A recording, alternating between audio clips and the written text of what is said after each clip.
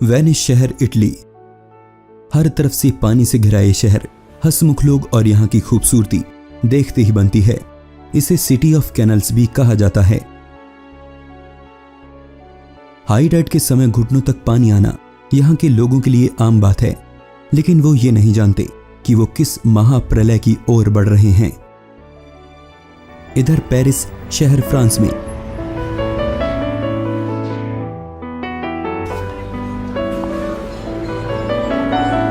दुनिया को आने वाली महाप्रलय से बचाने के लिए एक एग्रीमेंट साइन किया गया, द पेरिस एग्रीमेंट, जिसमें दुनिया भर के कुछ चुनिंदा देशों ने इस बात पर सहमति जताई कि वो धरती पर बढ़ते तापमान को 1.5 डिग्री सेल्सियस से ज्यादा नहीं बढ़ने देंगे। इसके लिए हर संभव प्रयास किए जा रहे हैं, लेकिन शायद इतने नहीं कि हम इस विनाश को रोक पाएं। इससे पहले कि हमारी बसाई मेट्रोपॉलिटन शहर सिर्फ कंक्रीट के जंगल भर बनकर रह जाएं, आधे शहर पानी के नीचे हों, नदियां रेगिस्तान बन जाएं और ग्लेशियर्स सिर्फ इतिहास की किताबों के किसी पन्ने पर दिखाई दें, हमें इस विनाश को समझना होगा।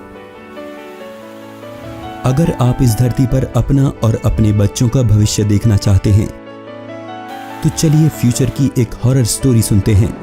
अगर आपको इस दौरान जरा सा भी डर लगे तो समझिएगा कि अब आपके भविष्य की कमान आपके हाथ में है। शुरुआत से ही मनुष्य प्रकृति पर अपना अधिकार जमाता आया है, सिर्फ इसलिए कि उसमें समझ है। पिछले 30 से 40 दशकों से हमने बहुत तरक्की कर ली है। आज हमारा लाइफस्टाइल पूरी तरह से बदल गया है, सब कुछ आरामदायक हो गया है। हम अधिक और अधिक ऊर्जा की खपत कर रहे हैं। नतीजा, हमने धरती और दूसरी प्रजातियों को हाशिए पर लाकर खड़ा कर दिया है। दूसरी प्रजातियां ही क्यों, हमारी आने वाली पीढ़ी भी खतरे से बाहर नहीं है। आज जिस हवा में 7 बिलियन से भी ज्यादा लोग सांसें ले रहे हैं, उसमें हर वक्त हजारों टन CO2 और अन्य जहरीली गैसेस छोड़ी जा रही हैं, जिससे एयर पॉल्यूशन तो हो ही रहा है, साथ ही हमारी धरती किसी भट्टी की तरह गर्म होती जा रही है, यानी कि ग्लोबल वार्मिंग। कार्बन डाइऑक्साइड एक मुख्य ग्रीन हाउस गैस है, जिसका लेवल हमारी हवा में अगर 450 ppm तक पहुंच जाता है तो ये हमारे लिए खतरे की निशानी होगी। CO2 अर्थ की रिपोर्ट के अनुसार 2012 में ही हम 400 ppm के खतरनाक स्तर को पार कर चुके हैं और अभी हम 408 ppm पर हैं। अगर ऐसा ही चलता रहा तो आने वाले 50 सालों में हम धरती नामक एक ऐसे जहरीले गैस चैम्बर में ट्रैप हो जाएंगे जहां से बच निकलना बहुत मुश्किल होगा। हर पल बढ़ता तापमान हमारे लिए दूसरा बड़ा खतरा होगा और ग्लेशियर्स से पिघलती बर्फ तीसरा बड़ा खतरा। अकेले ग्रीनलैंड ग्लेशियर्स में ही इतनी बर्फ जमी है कि वो पिघलकर समुद्र में मिल जाए तो सी लेवल 7 मीटर तक बढ़ जाएगा और इससे कहीं ज्यादा बर्फ धरती के दोनों पोल्स पर जमी हुई है। अगर ये बर्फ पिघली तो इसका अंजाम सोचने भर से ही रूह कांप उठती है। New York city, USA। हर रोज की तरह आज भी एक व्यस्त दिन की शुरुआत हुई।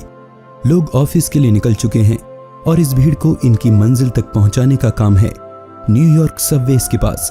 न्यूयॉर्क मेट्रो सबवे न्यूयॉर्क शहर की इकोनॉमी को चलाता है, शहर की सड़कों के ठीक नीचे बनी अंडरग्राउंड टनल से। ये टनल सी लेवल से नीचे हैं और इसीलिए इन्हें रोज एक भारी दिक्कत का सामना करना पड़ता है। इन सुरंगों से लाखों गैलन पानी हर रोज पंप आउट किया जाता है। दरअसल न्यूयॉर्क भी धीरे धीरे डूब रहा है। वो दिन दूर नहीं जब न्यूयॉर्क, मियामी, वेनिस और जकार्ता जैसे बड़े शहर पानी के नीचे होंगे। ग्लेशियर्स इस अलार्मिंग रेट से पिघल रहे हैं। जिन ग्लेशियर्स को बनने में लाखों साल लगे वो महज कुछ हजार सालों में गायब होने वाले हैं। अकेले अंटार्कटिका से ही हर साल 176 बिलियन टन बर्फ गायब हो रही है। लाइफ साइंस की रिपोर्ट शायद आपके रोंगटे खड़े कर दे। सिर्फ जुलाई 2019 के महीने में ग्रीनलैंड ग्लेशियर्स की 217 बिलियन टन बर्फ पिघलकर अटलांटिक ओशन में जा मिली। 31 जुलाई इस महीने का सबसे भयानक दिन था। केवल इसी दिन में 11 बिलियन टन बर्फ ग्रीनलैंड ग्लेशियर्स से गायब हो गई। इस जुलाई को अब तक के सबसे गर्म महीनों में रिकॉर्ड किया गया है। कई वैज्ञानिक तो ये भी मानते हैं कि हमने आर्कटिक को बचाने में बहुत देर कर दी और शायद इसे आने वाली पीढ़ियां नहीं देख पाएंगी। अगर हम आज से भी ग्रीन हाउस एमिशंस बंद करते हैं फिर भी हम आर्कटिक को नहीं बचा पाएंगे। अगर ऐसा ही चलता रहा तो बड़े बड़े तूफान जो हमें कई सौ सालों बाद देखने को मिलते हैं वो हमारी जिंदगी का हिस्सा बन जाएंगे। साइंस फिक्शन मूवीज की तरह 100 मीटर ऊंची मेगा सुनामी आम लोगों की जिंदगी का कड़वा सच बन जाएगी। हमारा पर्यावरण इतना अनस्टेबल हो जाएगा कि आने वाली आपदा का पता लगाना नामुमकिन होगा और फिर शुरू होगा कुदरत और इंसान के बीच इस ग्रह पर बचे रहने का एक लंबा संघर्ष। ऐसे में इंसान के पास सिर्फ 2 ऑप्शंस बचेंगे, या तो यहां रुको और सामना करो या फिर किसी और ठिकाने की तलाश करो।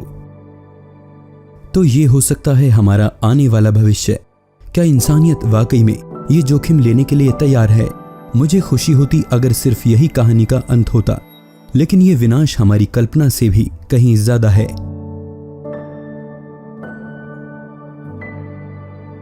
एक समय था जब एक पोलर बियर शिकार पर निकलता था तो उसके सामने चमकती बर्फ का कभी ना खत्म होने वाला मैदान हुआ करता था। और आज ये है समुद्र में तैरते उसी बर्फ के टुकड़े। हमें ग्लोबल वार्मिंग के असर को देखने के लिए कोई साइंटिस्ट होने की जरूरत नहीं है। अंटार्कटिका में रहने वाले आदिवासी आने वाले इस महाप्रलय को अपनी आंखों से देख रहे हैं। भारतीय गांवों के वे लोग जो भले ही वैज्ञानिक नहीं हैं, लेकिन जब 8-8 किलोमीटर दूर सिर्फ पीने का पानी लेने जाते हैं, वे ग्लोबल वार्मिंग के असर को सिर्फ देख ही नहीं रहे हैं बल्कि महसूस कर रहे हैं अपने रोजमर्रा के जिंदगी में। इक्वेटर पर रहने वाले अफ्रीकन्स और बाकी लोगों से पूछोगे तो वो बताएंगे आपको कि गर्मी के किस लेवल पर वो जी रहे हैं। ऐसा लगता है मानो सूरज नजदीक आकर बैठ गया हो। भले ही वो बढ़ते गर्मी का कारण नहीं जानते, लेकिन हमें तो पता है, हम तो अनजान नहीं हैं। जैसे जैसे धरती का तापमान बढ़ता जाएगा, पेड़ पौधे मरते जाएंगे, जानवर, पंछी, कीड़े मकोड़े एक बार फिर अपने अस्तित्व के लिए संघर्ष करेंगे। या तो वो अपने आप को बदल लेंगे और या फिर। अगस्त 2019, अमेज़न, ब्राजील। 20 अगस्त को ब्राजील के सैटेलाइट ने अमेज़न के जंगलों में कई जगह से धुआं उठता हुआ देखा। वैसे अमेज़न की वाइल्ड फायर कोई नई बात नहीं है, ये हर साल होती है, लेकिन डर तो तब लगने लगा जब ये पता चला कि ये आग पिछले साल से 84% ज्यादा बढ़ी थी। सिर्फ ब्राजील में ही एक ही समय पर 2500 जगहों पर आग लगी थी। 11,000 स्क्वायर किलोमीटर का एरिया जलकर खाक हो गया। 20 लाख से भी ज्यादा जानवर इसी आग की चपेट में आ गए। जो पेड़ मशीनों की तरह कार्बन डाइऑक्साइड सोखने में लगे हुए थे, ऐसे ही करोड़ों पेड़ आग की भेंट चढ़ गए। आइए मैं आपको कुछ खौफनाक आंकड़े बताता हूँ। हर साल अमेज़न के मरे हुए पेड़ 1.9 billion turns carbon dioxide atmosphere में छोड़ते हैं और पूरा अमेज़न रेन फॉरेस्ट एक साल में 2.2 बिलियन टन्स कार्बन डाइऑक्साइड ही ऑब्जर्व कर पाता है। ये जो कुछ मिलियन टन का फर्क है ना, वो एक दिन ये वाइल्ड फायर पूरा कर देगी। और एक समय ऐसा आएगा कि अमेज़न भी हमसे होड़ करेगा कि चलो देखते हैं कौन ज्यादा कार्बन डाइऑक्साइड एटमॉस्फेयर में छोड़ता है। आप इस बात का मतलब समझ रहे हैं ना? सिर्फ अमेज़न ही नहीं, पूरी दुनिया में फैले जंगलों का यही हाल है। अमेरिका, ग्रीस, ऑस्ट्रेलिया, ये सभी हर साल बड़े पैमाने पर वाइल्ड फायर की वजह से जंगलों को खोते जा रहे हैं। और यही अमेज़न घर है हमारी चकाचौंध भरी दुनिया से कटे हजारों आदिवासी सभ्यताओं का। वो महसूस कर पा रहे हैं उस प्रलय को जिसकी लपेट हम तक भी पहुंचने वाली है। अमेज़न के साथ लॉस एंजलिस भी जल रहा है। ये पास्ट के रिकॉर्ड्स नहीं है, बल्कि अभी रिसेंट अक्टूबर 2019 का ही डेटा है। लाखों लोग अपने घर छोड़ने को मजबूर हैं। अगर आप ये वीडियो 2020 या 2021 में भी देख रहे हो, तब भी दुनिया का कोई ना कोई कोना जल रहा होगा, और हमारा भविष्य भी। क्या ऐसी धरती हम अपने आने वाली पीढ़ी को सौंपने जा रहे हैं? ये तो वही बात हो गई कि जब कपड़े नए थे तो हमने खूब पहने, लेकिन जब फट गए, पुराने हो गए, तो दे दिए किसी गरीब को, भिखारी को। क्या यही डिजर्व करती है इस धरती पर आगे पैर रखने वाली हर एक जनरेशन? जरा सोचिएगा इस बारे में। मैं ये नहीं कह रहा कि जंगलों की ये आग क्लाइमेट चेंज की वजह से लग रही है, इसके कारण कई हैं, लेकिन इस आग की वजह से कंडीशंस और भी खराब हो रही है। जंगल और भी ड्राई होते जा रहे हैं, नतीजा आग और भी बढ़ता जा रहा है, जो कि स्पेस से भी देखा जा सकता है। कार्बन डाइऑक्साइड एटमॉस्फेयर में लगातार बढ़ रहा है। हमारे नाक के नीचे एक इरिवर्सिबल चेन रिएक्शन शुरू हो रहा है, जिसको शायद ही कभी रोका जा सके। हमारे समुद्र और जंगल दोनों बड़े बड़े कार्बन सिंक खराब होते जा रहे हैं। बातों का वक्त निकल गया, अब कुछ करने की बारी है। क्योंकि अगर मैंने इससे आगे का पृथ्वी का भविष्य आपको दिखाया तो आपको पृथ्वी नहीं बल्कि वीनस दिखाई देगी। अगर हम अभी नहीं रुके तो आपके आसपास की हर एक इलेक्ट्रॉनिक आइटम कार्बन एमिशन कर रही है। वो बल्ब जो आपके कमरे में लगा हुआ है, वो पंखा, आपका फोन, टीवी, एसी, ओवन, सब के सब, हर स्विच जो आप दबाते हो, हर प्लग जो आप लगाते हो, वो एक सोर्स है कार्बन एमिशन का। या जो पावर वो कंज्यूम कर रहा है उससे कार्बन एमिशन हो रहा है। अब बताइए मैं और आप कितने जिम्मेदार हैं इस कार्बन एमिशन के लिए, उस एमिशन के लिए जो बिना जरूरत के चलते पंखे से हो रहा है, उस एसी से जो चल रहा है लेकिन कोई जरूरत नहीं है, हर वो इलेक्ट्रॉनिक आइटम जिसे हम बाहर जाते समय बंद करना या प्लग आउट करना भूल जाते हैं, उसके लिए हम जिम्मेदार हैं। याद रखिए, अगर कल को बचाना है तो आज को सुधारना ही होगा। ऑटोमोबाइल इंडस्ट्री जो अभी बूम पर है, हजारों लाखों गाड़ियां हर रोज पहली बार सड़क पर निकलती है और उनमें यूज होता है फॉसिल फ्यूल्स। ये फॉसिल फ्यूल हमारे लिए एक ऐसा मीठा जहर बन चुका है जिसका स्वाद अभी हमारे जुबान पर चढ़ चुका है, लेकिन जल्द ही हमारी आंखों के सामने घना अंधेरा होगा। लेकिन तब तक बहुत देर हो चुकी होगी। But it doesn't end there.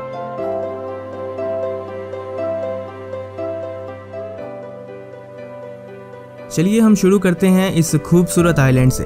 प्रशांत महासागर के बीच फैले मार्शल आइलैंड्स, हजारों ऐसे द्वीप जो 20 लाख स्क्वायर किलोमीटर के बड़े इलाके में फैले हुए हैं। एनोइटोल एटोल ऐसे ही 40 द्वीपों का समूह है जिसकी खूबसूरती के पीछे छिपे हैं हमारी रूह को झकझोर देने वाले काले सच। वेलकम बोर्ड पर यह साइन देख रहे हैं ना, यही है वह चीज जो यहाँ पर रहने वाले चंद लोगों को डराती रहती है।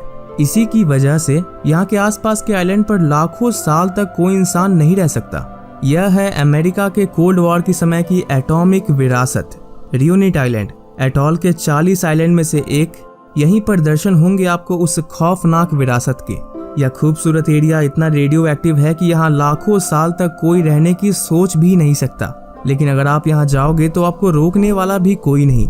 अमेरिका द्वारा 1940 और 50 के दशक में जितने भी न्यूक्लियर बॉम्ब टेस्ट किए गए थे, उनमें से सबसे ज्यादा और सबसे ताकतवर बॉम्ब यहीं पर टेस्ट किए गए थे। और फिर हजारों अमेरिकी सैनिकों ने एटॉमिक बॉम्ब के वेस्ट को इकट्ठा करके एक डंप बना दिया, जिसे अमेरिकी सैनिक कहते हैं द डोम। इसका डायामीटर 115 मीटर है और इसे बनाने में कुछ खास दिलचस्पी नहीं दिखाई गई और इसके स्ट्रक्चर पर जगह जगह क्रैक्स देखे जा सकते हैं। इसमें पड़ा न्यूक्लियर वेस्ट लीक होकर समुद्र के पानी में मिल रहा है। इसे बनाने वाले हजारों सैनिक में से अधिकतर कैंसर का शिकार हो गए और मौत ने उन्हें गले लगा लिया, क्योंकि शायद उन्हें पता नहीं था कि वो प्लूटोनियम 239 के टुकड़े उठा रहे हैं और उन्हें इस खतरे के बारे में बताया भी नहीं गया था। प्लूटोनियम 239 एक ऐसा घातक रेडियो एक्टिव मटेरियल है जिसकी हाफ लाइफ 24,000 साल होती है।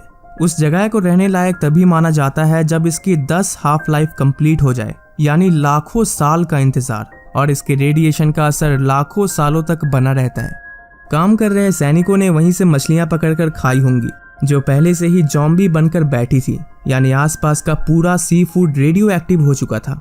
यहाँ पर रहने वाले लोग आज भी इंसाफ की गुहार कर रहे हैं और अमेरिका अरबों डॉलर कंसेशन के तौर पर दे चुका है। लेकिन इन पैसों से रेडिएशन कैसे दूर हो, यह बात वाकई गौर करने वाली है। मैंने यहाँ यह सच्ची कहानी क्यों सुनाई, मैं बताता हूँ। अमेरिका, रूस, चीन, भारत, नॉर्थ कोरिया, पाकिस्तान और सभी देश जिनके पास न्यूक्लियर पावर है, उन्होंने न्यूक्लियर टेस्ट करके एक किसी बड़े देश जितने एरिया को लाखों साल के लिए अनहैबिटेबल बना दिया है, यानी रेडियो एक्टिव। न्यूक्लियर बॉम्ब कोई बड़ा खतरा नहीं है, लेकिन न्यूक्लियर पावर प्लांट जो कि बहुत अच्छे से एक एफिशिएंट अमाउंट ऑफ पावर हमारे लिए प्रोड्यूस करते हैं, उनसे निकलने वाला वेस्ट हमारे लिए और फ्यूचर के लिए एक बड़ा खतरा है। पहले जब हमने न्यूक्लियर एनर्जी को उपयोग करना शुरू किया था, तब इसके वेस्ट को लेकर कोई खास चिंता नहीं थी। हजारों टन न्यूक्लियर वेस्ट ऐसे ही समुद्र में फेंक दिया जाता, यह सोचकर कि समुद्र महान है, यह हमारे हर कचरे को संभाल लेगा। हमारी तो प्रॉब्लम सॉल्व हो गई, हमसे वह कचरा दूर चला गया। लेकिन जैसे ही कचरे से भरे कंटेनरों में जंग लगी, वहां से रेडिएशन एक बड़े इलाके में फैलने लगा। लेकिन हम इन सभी चीजों से अनजान हर रोज हजारों टन न्यूक्लियर वेस्ट समुद्र में फेंक रहे थे। हमारे ऐसा कुछ करने से बदलाव आना स्वाभाविक था। समुद्र के नीचे एक बड़े इलाके में कोरल रीफ्स का सफाया हो गया। फूड चेन पूरी तरह से चरमरा गई और रेडिएशन ने करोड़ों समुद्री जीवों की जान ले ली। और इसका डायरेक्ट और इनडायरेक्ट असर क्लाइमेट चेंज पर पड़ता है। कितने कंटेनर समुद्र में कहां फेंके गए, इसका कोई रिकॉर्ड मौजूद नहीं है। क्या पता जो मछली आप किसी समुद्री यात्रा के समय पकड़ रहे हो वो उसी कंटेनर पे लगी हुई एल्गे को खाकर आई हो। लेकिन अब तो हम संभल गए हैं, तो फिर चिंता किस बात की है? चिंता है, मान लो अगर कोई बड़ा महाप्रलय आता है तो बचे हुए लोगों को या नई पनपी सभ्यता को हम कैसे बताएंगे कि यहाँ इस जमीन में सिर्फ मौत दबी हुई है, न्यूक्लियर वेस्ट के रूप में। जब हम खुद को इजिप्ट के पिरामिड्स के कोने कोने छान मारने से नहीं रोक पाए तो उन्हें उस आइलैंड पर जाने से कैसे रोक पाएंगे? कैसे उनकी क्यूरियोसिटी को दबा पाएंगे? आजकल न्यूक्लियर वेस्ट को बड़े कंक्रीट के गड्ढों से दबा दिया जाता है और फिर उनके मेंटेनेंस पर करोड़ों रुपए खर्च किए जाते हैं। अगर कल को इस धरती से हमारा अस्तित्व खत्म हो जाता है और एक नई स्पीशीज यहाँ पर राज करती है, तब शायद उन्हें यह बताने वाला कोई नहीं होगा कि यहाँ पर रहने की कोशिश भी मत करना। रेडिएशन खतरनाक लेवल पर मौजूद है। न्यूक्लियर वेस्ट को ठिकाने लगाने के हमारे सभी तरीके टेम्पररी है और इन तरीकों से हम उनकी क्यूरियोसिटी को भी कभी नहीं रोक पाएंगे। लेकिन फिनलैंड इस पर काम कर रहा है। वह एक बड़े पहाड़ को काट कर एक टनल में सैकड़ों मीटर नीचे न्यूक्लियर वेस्ट को दबाने की प्लानिंग कर रहा है। वह जगह पूरी तरह से आइसोलेटेड होगी और इसमें सुनामी और भूकंप जैसी हर खतरे को झेलने की ताकत होगी और इसे सैकड़ों सालों तक काम में लिया जाएगा। और जब चैनल में बने सभी गड्ढे न्यूक्लियर वेस्ट से भर जाएंगे तब इसे एक मोटी कंक्रीट की दीवार से बंद कर दिया जाएगा सदा के लिए, और इस दीवार पर एक मैसेज छोड़ा जाएगा। ये जगह एक मैसेज है, आप इस पर ध्यान दें। आपको यह मैसेज देना हमारे लिए बहुत जरूरी है। हम खुद को एक बहुत ताकतवर संस्कृति मानते थे। यह स्थान कोई सम्मान का स्थान नहीं और ना ही यहाँ पर किसी को याद किया जाता। यहाँ ऐसा कुछ भी नहीं जो आपके काम आए या आपके लिए मूल्यवान हो। अगर आप यहाँ पर किसी की तलाश में आए हो तो लौट जाइए, क्योंकि यहाँ जो भी था वो हमारे लिए बहुत ही खतरनाक और प्रतिकूल था। यह मैसेज भी आपके लिए उसी खतरे की चेतावनी है। यह खतरा एक पर्टिकुलर जगह पर है, केंद्र की तरफ यह बढ़ता जाएगा। रुकिए, यही है खतरे का केंद्र, एक विशेष आकार में ठीक हमारे नीचे। ये भयानक खतरा आज भी मौजूद है, जैसा कि हमारे समय में था। ये आपके शरीर को चोट पहुंचाएगा और आपको मार भी सकता है। इस खतरे का रूप एक एनर्जी रेडिएशन है जो कि आपको दिखाई नहीं देगी। यह खतरा तभी उत्पन्न होगा जब आप यहाँ पर छेड़छाड़ करोगे। वैसे यह स्थान बहुत अच्छा है, अगर इसे ऐसे ही छोड़ दिया जाए तो। इस मैसेज को कई सारी भाषाओं में ट्रांसलेट करके उस मोटी कंक्रीट की दीवार पर लगाया जाएगा, क्योंकि वैज्ञानिकों का मानना है कि शायद हो सकता है कि उस समय तक इनमें से कोई भाषा जीवित रह जाए और वो हमारे इस मैसेज को समझ पाएं। इसके अलावा अनेकों प्रकार के चित्रों से भी उन्हें इस जगह से दूर रहने की सलाह दी जाएगी।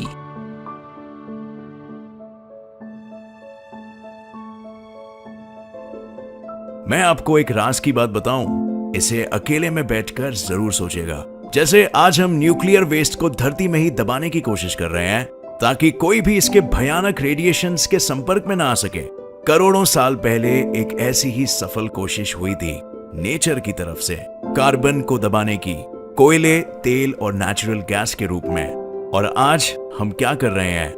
हम भी वही कर रहे हैं जिसका हमें डर है कि जो आने वाली पीढ़ियां हमारे न्यूक्लियर वेस्ट के साथ करेगी, नीचे से निकालकर उन्हें खुले आसमान में छोड़ने का काम। हमें उनके लिए कुछ भयानक संकेत छोड़ने होंगे, जैसे कि काले डरावने पत्थरों से बने अनेकों पिरामिड और बीच बंजर जमीन में गड़ा होगा न्यूक्लियर वेस्ट, ताकि हमारा संकेत उन्हें संकेत दे सके कि यहाँ पर रहना खतरनाक है। यहाँ खोदना मत, न तेल के लिए और ना ही किसी और चीज के लिए। क्या आपको लगता है कि फ्यूचर जनरेशन पर इतनी रेस्ट्रिक्शंस लगाना सही रहेगा? चलिए ऐसा करते हैं, हम अभी खुद पर कुछ रेस्ट्रिक्शंस लगा लेते हैं, ताकि इसी बहाने आने वाले जनरेशन को तो हम थोड़ा सा रिलीफ दे पाएंगे। अगर एक बार ग्लोबल वार्मिंग हमसे अनकंट्रोल्ड हो गई तो वहां से एक ऐसी चेन रिएक्शन स्टार्ट होगी जिसका अंत होगा अब तक की सबसे बड़ी मास एक्सटिंक्शन के साथ, जहां पृथ्वी पर 90% जीवन खत्म हो जाएगा। इसकी शुरुआत होगी छोटी छोटी घटनाओं से और दरअसल इसकी शुरुआत हो चुकी है। जैसे जैसे ग्लोबल वार्मिंग बढ़ेगी, सूरज की तपिश आपको महसूस होगी, गर्म हवाएं चलेंगी जिन्हें हीट वेव्स कहा जाता है। कई लोग इन्हीं गर्म हवाओं से अपनी जान गंवा बैठेंगे।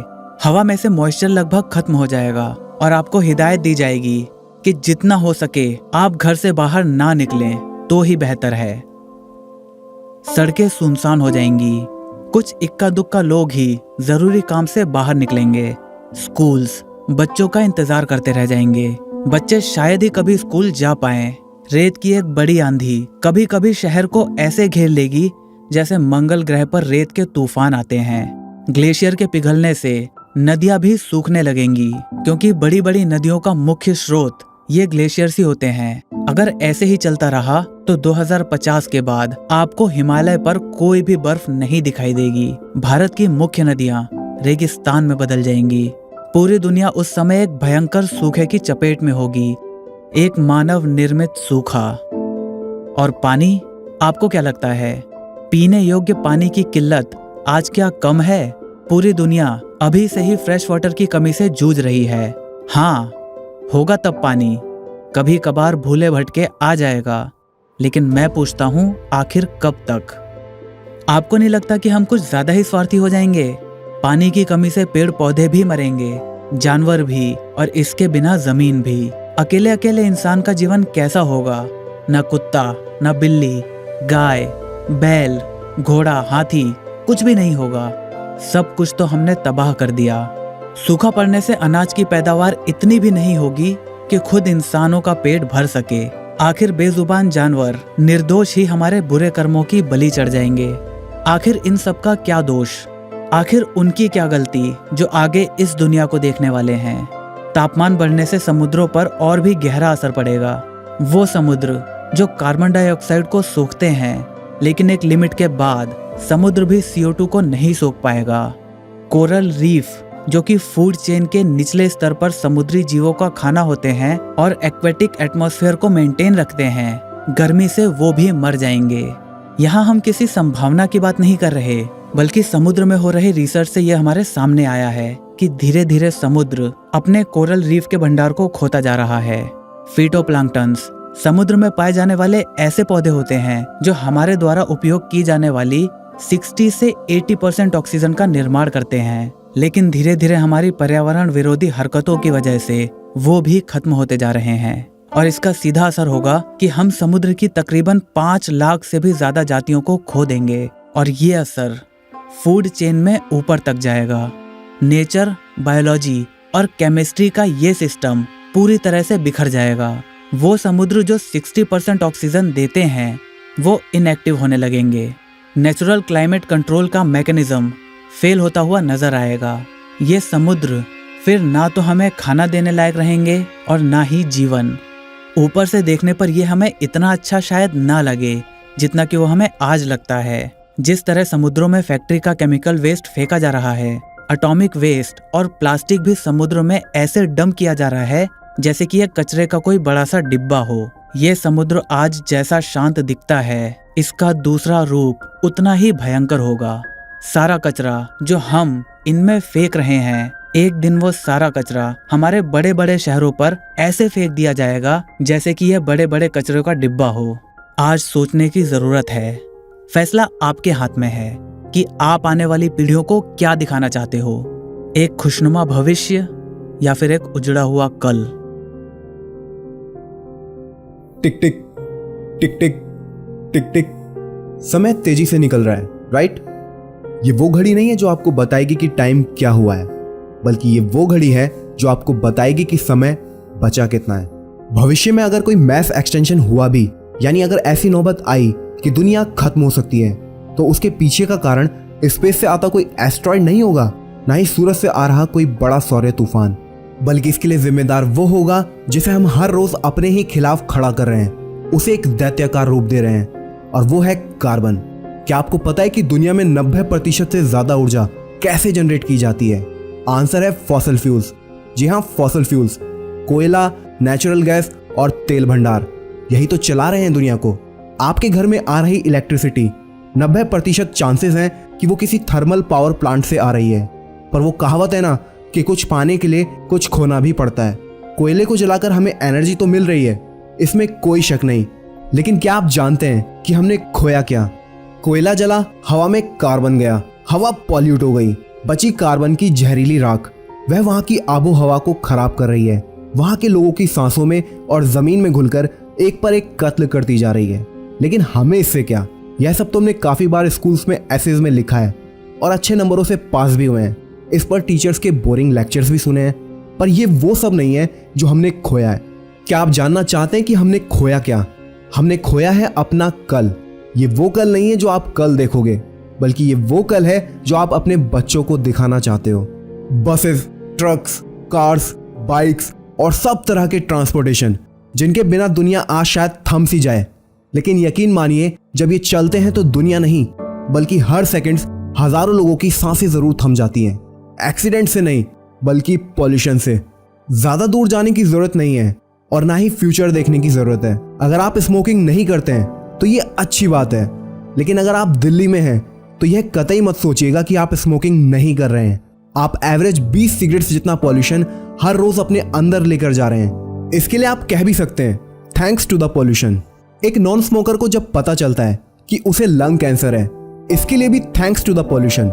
लेकिन विडंबना देखिए, वो ये जरूर सोचता होगा कि उसने तो कभी किसी ट्रक, बस, कार या बाइक पर लिखा नहीं देखा कि इस कार से कैंसर होता है या ये कार सेहत के लिए हानिकारक है।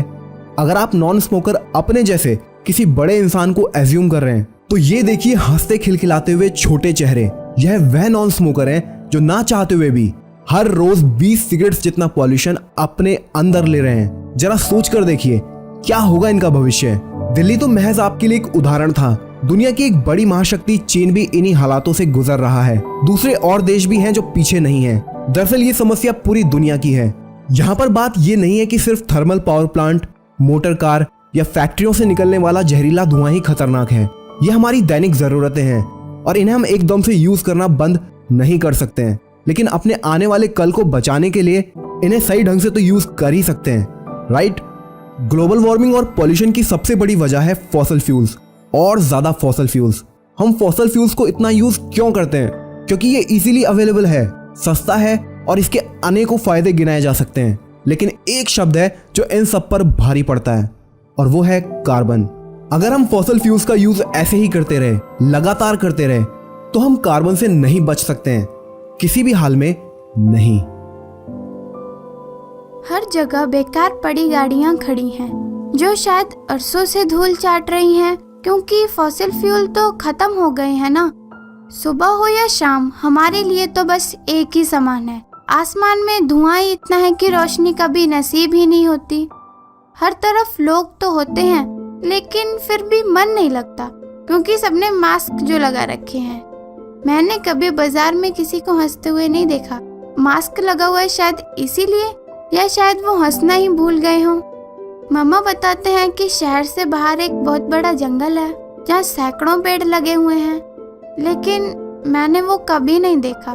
पर हाँ, टाइगर के बारे में, मोर के बारे में तो मैंने सुना है। मम्मा बताते हैं कि वो सब अब खत्म हो गए हैं। आपको पता है कि मैं बर्फ के बारे में भी जानती हूँ। पापा ने जब बताया कि पहाड़ों पर ऐसे आसमान से बर्फ गिरती थी, पहले तो मुझे यकीन ही नहीं हुआ। फिर पापा ने मुझे कुछ वीडियोस दिखाए तो मैंने कहा वाओ, काश मैं भी यह सब देख पाती। पर सच बताऊं तो मैंने कभी बर्फ नहीं देखी। यहाँ तो लोग पानी की एक एक बूंद के लिए मरने मारने पर उतारू हो जाते हैं। सरकारी वाटर वैन से छीना झपटी करके जो भी पानी मिलता है, उसी की एक एक बूंद को हिसाब से खर्च करते हैं।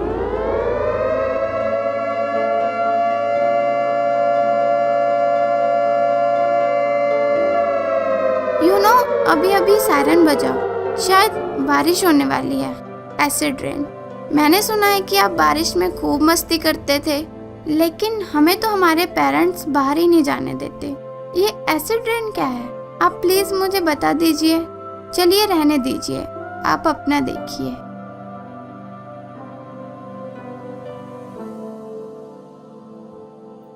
शायद से भविष्य आपको अच्छा नहीं लगा होगा, लेकिन क्या करें, हम अपने आप से झूठ नहीं बोल सकते हैं। अगर ऐसे ही चलता रहा तो इससे अच्छे परिणामों की कल्पना नहीं की जा सकती है। यह देखिए, ये रिपोर्ट है MMC की।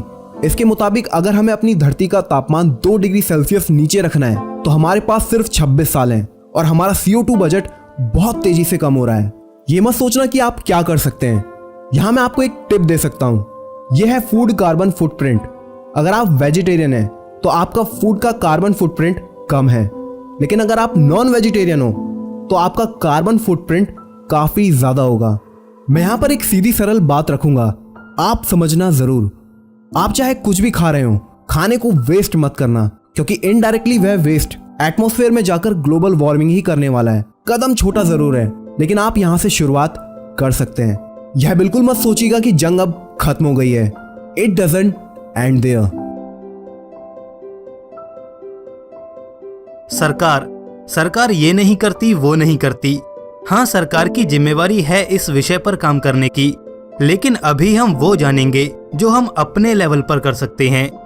चिलचिलाती धूप में अगर कोई पंछी आपके द्वारा रखी गई पानी की कटोरी से प्यास बुझा लेता है तो आप ये जरूर सोचिएगा कि विलुप्त हो रही किसी प्रजाति को आपने बचा लिया।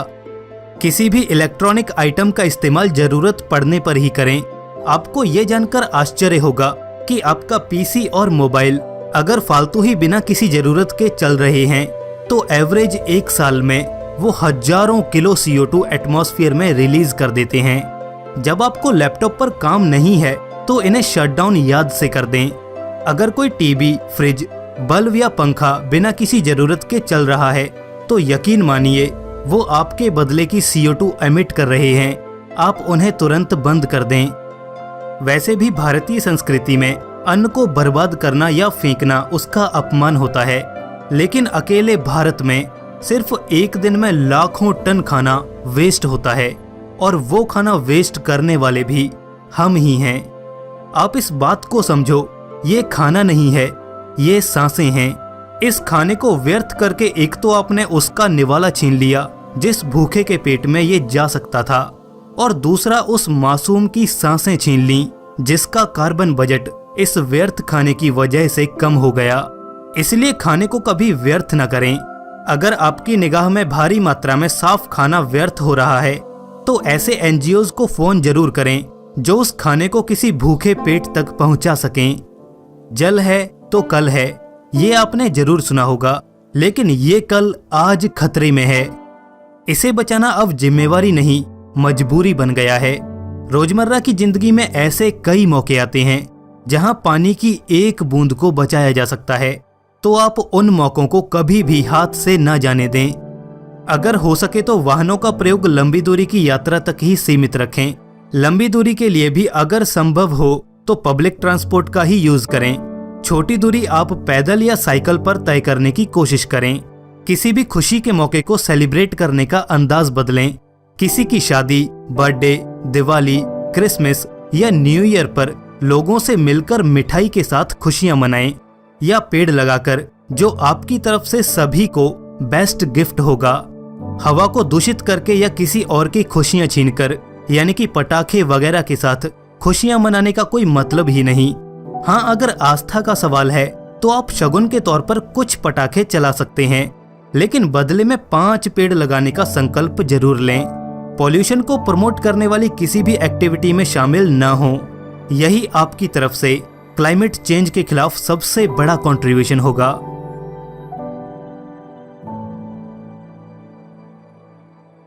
ये है ग्रेटा थुनबर्ग, एक क्लाइमेट एक्टिविस्ट, करोड़ों लोगों की इंस्पिरेशन, जिन्होंने अकेले ही स्कूल बंक करके पार्लियामेंट के बाहर स्ट्राइक पर बैठकर क्लाइमेट चेंज के खिलाफ एक ऐसी आवाज उठाई जो आज UN का मुख्य मुद्दा बन चुकी है।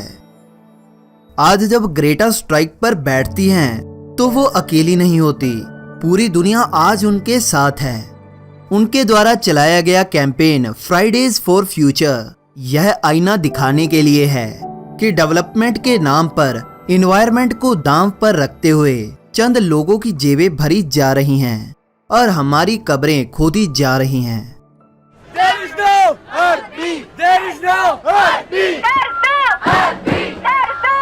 फ्राइडेज फॉर फ्यूचर के तहत दुनिया भर से प्रोटेस्ट किए जा रहे हैं ताकि सरकारें ग्लोबल टेम्परेचर को 2 डिग्री सेल्सियस के नीचे रखने के लिए कुछ कदम उठाएं। ये हैं कुछ तस्वीरें जिनमें आप पूरी दुनिया को अपने भविष्य के लिए एकजुट होते हुए देखोगे। भारत में भी कई जगह पर फ्राइडेज फॉर फ्यूचर की स्ट्राइक की गई। ग्रेटा का कहना है कि जब उनका भविष्य ही सुरक्षित नहीं तो स्कूल जाने का क्या फायदा। अगर हम एक दिन की पढ़ाई को दांव पर लगाकर अपना भविष्य बचा सकते हैं तो इससे बड़ा सैक्रिफाइस कुछ और नहीं हो सकता। ये अगर हम आज नहीं करेंगे तो कल कोई और करेगा, लेकिन अफसोस तब ना तो उनके पास समय होगा और ना ही पीछे मुड़ने का कोई और रास्ता। आज आप जो भी ये वीडियो देख रहे हो, अगर हमने कोई कदम ना उठाया और सब कुछ ऐसे ही चलता रहा तो आपको इन सवालों का जवाब लाजमी देना पड़ेगा। This is all wrong. I shouldn't be up here. I should be back in school on the other side of the ocean. Yet you all come to us young people for hope. How dare you? You have stolen my dreams and my childhood with your empty words, and yet I'm one of the lucky ones. People are suffering, people are dying, entire ecosystems are collapsing. We are in the beginning of a mass extinction, and all you can talk about is money and fairy tales of eternal economic growth. How dare you?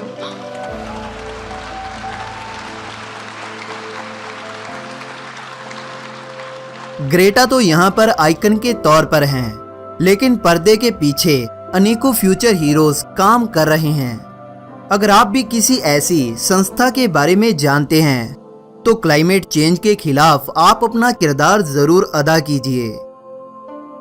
आज हम सबको जरूरत है आपकी।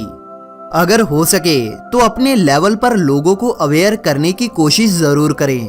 आप अपनी तरफ से एक छोटा सा कैंपेन भी चला सकते हैं। फॉर एग्जाम्पल, मैं एक द संडे ट्री नाम की एक संस्था को जानता हूँ जो हर संडे किसी जगह पर पौधे लगाते हैं और उनकी देखभाल भी करते हैं। आप भी ऐसे ही किसी ट्री को अडॉप्ट कर सकते हैं। जरूरी नहीं कि आप कहीं बाहर जाकर पौधे लगाएं। आप अपने घर पर ही फलदार पेड़ लगा सकते हैं जो आपको फल भी देगा और ऑक्सीजन भी। याद रखिए, prevention is better than cure. किसी डैमेज को रिपेयर करने से अच्छा है कि अगर हम उस डैमेज को रोक सकते हैं तो रोक लें। दोस्तों, अंत में मैं यही समराइज करूंगा कि आज से ही यह प्रण करें कि मैं क्लाइमेट को जितना हो सके उतना बचाने की कोशिश करूंगा या करूंगी, और उसके बारे में लोगों को भी अवेयर जरूर करेंगे, क्योंकि We will not let you get away with this. Right here, right now is where we draw the line. The world is waking up, and change is coming whether you like it or not. दोस्तों, सबसे पहले तो मैं उन सभी amazing creators का तहे दिल से धन्यवाद करना चाहूंगा जिन्होंने अपना कीमती समय निकालकर इस मैसेज को आप तक पहुंचाना जरूरी समझा। Thank you guys for your amazing work. और शुक्रिया आप सभी का भी जिन्होंने ये वीडियो अंत तक देखा। दोस्तों, इस मैसेज को आगे शेयर जरूर करें और अच्छी अच्छी वीडियोस के लिए सारे चैनल्स को सब्सक्राइब जरूर कर लें। सभी चैनल्स का लिंक डिस्क्रिप्शन में है। दोस्तों, ये वीडियो एक कोलैबोरेशन थी जिसमें मिथ टीवी इंडिया से मैं विशाल डॉक्यूमेंट्री लाइब्रेरी के इस वीडियो में वॉइस ओवर कर रहा हूं और आप सभी को दिवाली की ढेर सारी शुभकामनाएं देना चाहता हूं। और इसी के साथ मैं आपसे विदा लेता हूं। धन्यवाद। तो उम्मीद है आपको आज का ये वीडियो काफी पसंद आया होगा। अंत में आप सभी को very very happy Diwali, Deepawali की आप सभी को हार्दिक शुभकामनाएं। इस दिवाली एटमॉस्फेयर को और पोल्यूट ना करते हुए एक सेफ और सुरक्षित दिवाली मनाया जाए, जो कि जलते हुए दीपक से हो, ना कि धुआं छोड़ने वाले पटाखों से। दोस्तों सबसे पहले तो मैं आप सभी का थैंक यू बोलना चाहता हूँ कि आपने इस वीडियो को पूरा एंड तक देखा। यह वीडियो था क्लाइमेट अवेयरनेस पर कि हमें आगे आने वाली पीढ़ियों के लिए कैसे अपने क्लाइमेट को बचाना होगा और अगर हम इसे बचाने में फेल हो जाते हैं तो इसके क्या क्या अंजाम होंगे। दोस्तों हमें खुशी होगी कि अगर आप इस वीडियो को आगे अपने दोस्तों के साथ शेयर करेंगे ताकि ये अवेयरनेस सभी लोगों तक पहुंच सके। वैसे अभी तक आपने क्लाइमेट को बचाने के लिए अपने अपने लेवल पर क्या क्या कदम उठाए हैं हमें कमेंट सेक्शन में लिखकर जरूर बताइएगा और इस दिवाली को दीपों से जगमगाती हुई दिवाली के रूप में मनाइएगा। एक खुशहाल और ग्रीन दिवाली मनाइए। दोस्तों साइंस एंड मिथ्स की ओर से आप सभी को दिवाली की हार्दिक शुभकामनाएं।